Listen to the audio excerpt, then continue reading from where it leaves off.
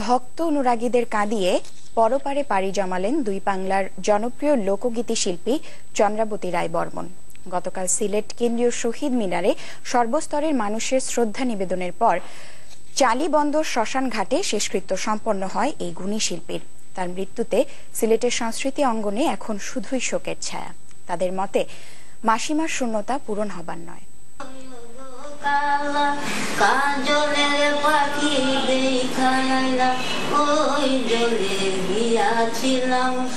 চন্দ্রাবতী রায় বর্মন সিলেটের সংস্কৃতি অঙ্গনে যার পরিচিতি মাসিমা নামে, আর তার হাত ধরেই রাধারমণের ধামাইল গানের এত জনপ্রিয়তা। লোকজ সংস্কৃতিকে আজীবন লালন করা এই মানুষটির কণ্ঠে বারবারই উঠে এসেছে চিরায়ত বাংলার পদ্মপুরাণ আর কীর্তন। জন্ম 1931 সালে হাওড় জেলা সুনামগঞ্জের জগন্নাথপুর গ্রামে। মাত্র 13 বছর বয়সে বিয়ের পিঁড়িতে বসলেও জীবন সাধনায় সঙ্গীতই ছিল ধ্যান জ্ঞান। 1969 সাল থেকে শুরু তৎকালীন রেডিও পাকিস্তানের পর এক এক করে বাংলাদেশ টেলিভিশন সহ লোকগানকে ছড়িয়ে দিয়েছেন দুই বাংলায়।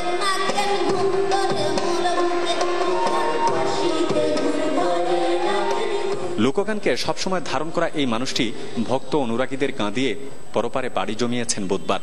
তার মৃত্যুতে যে শূন্যতা সৃষ্টি হয়েছে তা কখনোই পূরণ হবার নয়। মাকে যেভাবে আমরা শ্রদ্ধা করি বা মার পথ অনুসরণ করি, ঠিক সেভাবে মাসিমার পথ আমরা অনুসরণ করেছি। একজন লোকসঙ্গীত শিল্পীর সরব অনুপস্থিতি সিলেটের সঙ্গীত শিল্পীদের, বিশেষ করে যারা লোকসঙ্গীতের চর্চায় নিয়োজিত আছেন, তাদেরকেও ব্যথিত করবে। সব বাধা পেরিয়ে যে মানুষটি আদি শিল্পের চেতনায় নিজেকে বিলিয়ে দিয়েছেন শতভাগ, তার স্বীকৃতি পরিবারের চাওয়া। তার ভেতরে ছিল সেই গ্রামের যে শিল্পধারা, আদি যে শিল্পের যে চেতনা, তা তার মন থেকে যায়নি। চন্দ্রাবতী রায় বর্মন কলকাতার ফকির উৎসব, জাতীয় ধামাইল উৎসব, রাধারমণ সম্মাননা, অমর একুশে বইমেলা সম্মাননা সহ স্থানীয় ও জাতীয় পর্যায়ে অনেক সম্মাননা পেলেও জোটেনি কোনো সরকারি স্বীকৃতি। গুলজার আহমেদ, চ্যানেল 24, সিলেট।